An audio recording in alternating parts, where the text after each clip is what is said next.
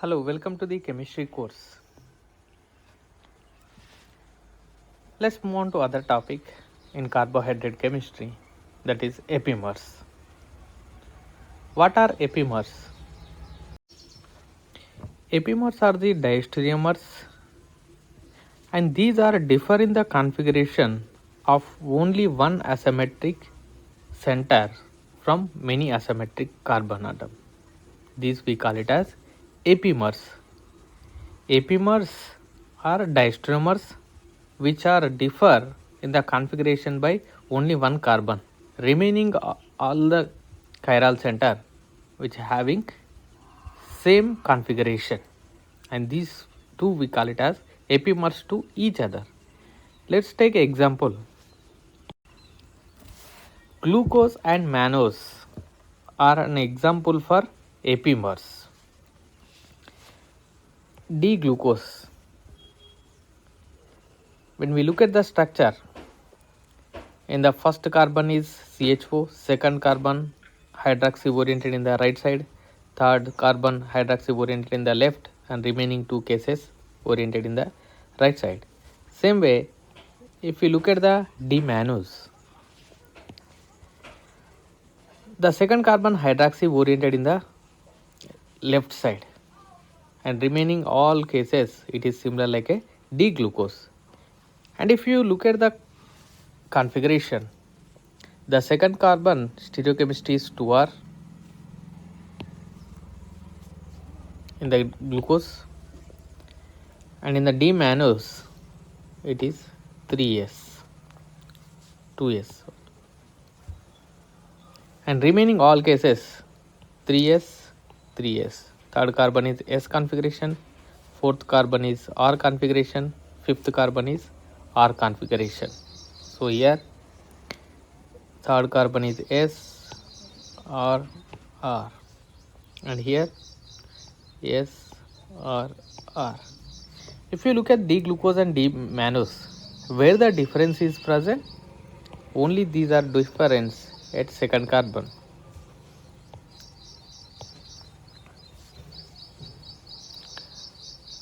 So these two we call it as epimers to each other. Epimers to each other. And these are which epimer? The configuration is differ at second carbon. That's why we call it as it is C2 epimers. D-glucose and D-mannose are an example for C2 epimers.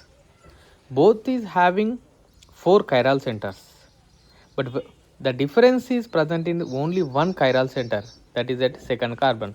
That's why these two is an example for epimers, and the difference in the configuration we are observing at second carbon, this we call it as C2 epimers.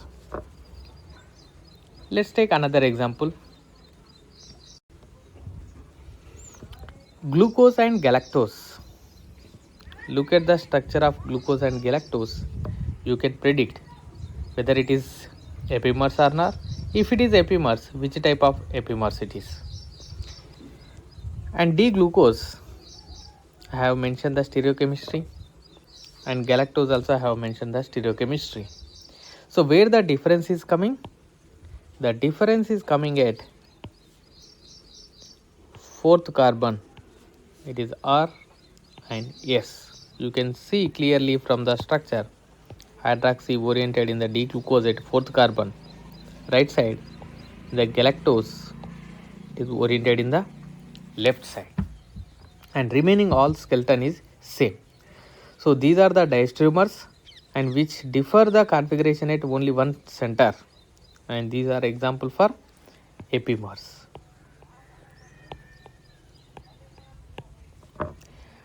And these are which type of epimers? The difference in configuration at fourth carbon, we call it as C4 epimers. So D-glucose, D-mannoses are C2 epimers, and D-glucose and D-galactose are an example for C4 epimers. The next one is epimerization. Epimerization is a process of one epimer into another epimer. That process we call it as epimerization. So during in this process, one chiral center stereochemistry we have to change. It is a change in the configuration of one asymmetric carbon atom in a compound containing many asymmetric carbon atoms to form epimers is known as epimerization. So this process is involved conversion of one epimer into another epimer is called epimerization. How we can achieve this? By taking one example, I explain. Let's take D-glucose. The epimer of D-glucoses are galactose and mannose. Let's take a focus on D-glucose to D-mannose. These are the differ in stereochemistry at C2 carbon.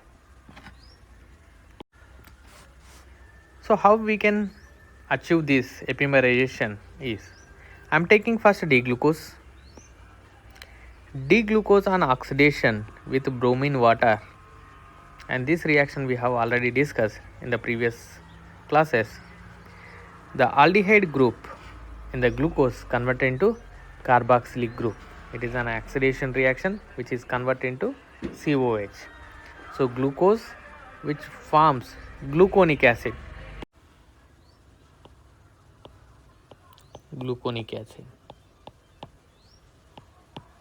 And gluconic acid in presence of base like a pyridine which undergo diastereomeric mixture via enolation process. So this hydrogen, acidic hydrogen which undergo enolation and forms diastereomeric mixture of gluconic acid and mannonic acid.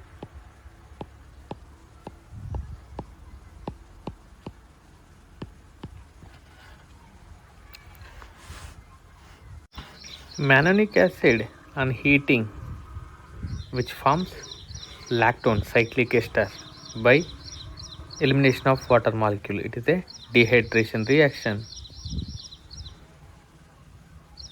Minus H2O gives cyclic lactone, and this is alpha, beta, gamma position hydroxy which are involving in the ester formation, cyclic ester. This is called as gamma lactones. After forming gamma lactone, on reduction with sodium amalgam and hydrogen source, the cleavage takes place which forms CHO8 first carbon and hydroxyl position. So it is a D-glucose, and after converted into D-mannose. So in this process we have converted one epimer into another epimer. So the difference between D-glucose and D-mannose only stereochemistry at C2 carbon difference. The remaining stereochemistry is intact. This is the way we can convert one epimer into another epimer. And this is about the epimerization and how we are converting one epimer into another epimer. Let's move on to other topic, that is interconversions. In this interconversion we have two conversions are there, that is first one is glucose to fructose conversion and second one is fructose to glucose conversion. Let's move on to first one, glucose to fructose conversion. How we can convert? By taking glucose into fructose. To achieve this we have to depend on multi-step synthesis. Here I am taking D-glucose. By taking several steps we can convert into fructose.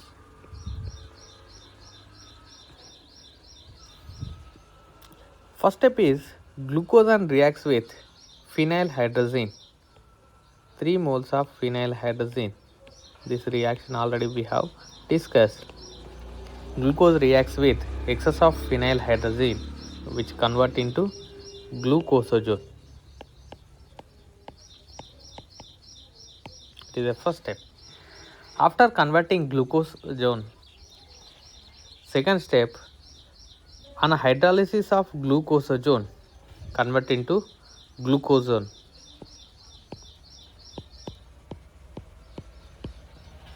Hydrolysis reaction in presence of acid. So the cleavage hydrolysis takes place at these centers such that the first carbon is converted into CHO and second carbon is converted into keto group. So glucosone is converted into glucosone. Now we have keto group is there, aldehyde group is there, and we know that aldehyde group is highly reactive compared with the keto. On reduction of aldehyde group converted into fructose. So next step is reduction. Zinc acetic acid, a mild reducing agent, is enough to convert CHO group into CH2O. Reduction. Glucosone on reduction in presence of zinc acetic acid gives fructose. At second carbon keto group, remaining all are hydroxyl group in the fructose. And this way we can convert glucose into fructose by three steps.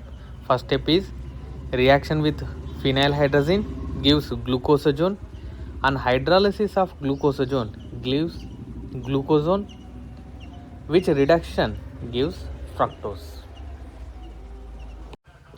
The next conversion is fructose to glucose. Fructose to glucose. How we can convert fructose to glucose? Now I am taking fructose here. The first step in this reaction is we are converting keto group to alcohol by reduction process. Hydrogen nickel. And reduction of fructose gives a hexahedric alcohol.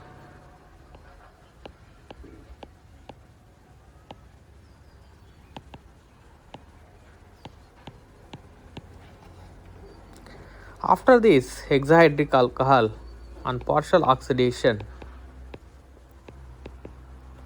the primary alcohol is converted into carboxylic acid. It is a monocarboxylic acid. After forming monocarboxylic acid, on heating, which undergo lactonization, that is cyclic ester formation, by eliminating water molecule, and this is called gamma lactone. The hydroxy group is present at gamma position, alpha, beta, gamma. After forming gamma lactone, it is a similar step. Again we have to depend on reduction.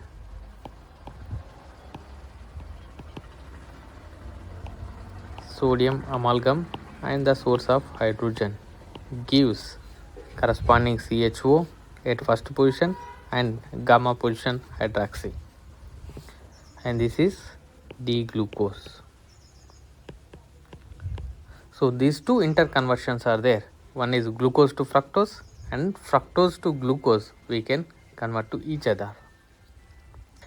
So this is the last topic which is present in the carbohydrate chemistry.